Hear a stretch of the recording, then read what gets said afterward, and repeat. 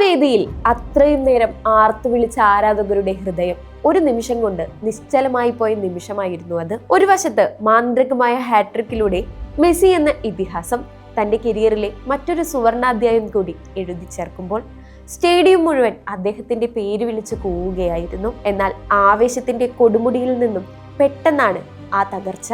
മത്സരത്തിന്റെ 17-ാം മിനിറ്റിൽ ആ ഗോൾ ആഘോഷത്തിന്റെ ആരവം അടങ്ങും മുൻപ് പന്തിനായുള്ള പോരാട്ടത്തിൽ മെസ്സിയുടെ കാൽ അൾജീരിയൻ സൂപ്പർ നായകൻ എയ്സ മെൻഡിയുടെ കാലിൽ പതിച്ചപ്പോൾ കളിക്കളം ഒരു നിമിഷം ഞെട്ടിവിറച്ചു. ഒരു ചുവപ്പ് കാർഡിന്റെ നിഴൽ വീണ ആ നിമിഷത്തിൽ റഫറിയുടെ വിസിൽ മുഴങ്ങിയെങ്കിലും മെസ്സിക്ക് നേരെ ഒരു കാർഡ് പോലും ഉയർന്നില്ല എന്നത് അൾജീരിയൻ ക്യാമ്പിനെ തകർത്തു കളഞ്ഞു. തങ്ങൾ സ്നേഹിക്കുന്ന ആരാധിക്കുന്ന ഫുട്ബോൾ എന്ന സുന്ദരമായ കളിയിൽ നീതി നിഷേധിക്കപ്പെട്ടു എന്ന വേദനയാണ് ഇപ്പോൾ അൾജീരിയൻ ഫുട്ബോൾ ഫെഡറേഷന്റെ വാക്കുകളിൽ നിന്നും വ്യക്തമാകുന്നത്. അർജന്റീന കരുത്തരായ ടീമല്ല എന്ന് ഞങ്ങൾ പറയുന്നില്ല, പക്ഷേ ഈ അനീതിക്ക് മുന്നിൽ ഞങ്ങൾക്ക് നിശബ്ദരായിരിക്കാൻ കഴിയില്ല എന്ന് അവർ പറയുമ്പോൾ അതിൽ വിജയപരാജയങ്ങൾക്കപ്പുറം കളിയിലെ സത്യസന്ധത തകർക്കുന്നതിലുള്ള കടുത്ത വേദനയും നിരാശയുമുണ്ട്.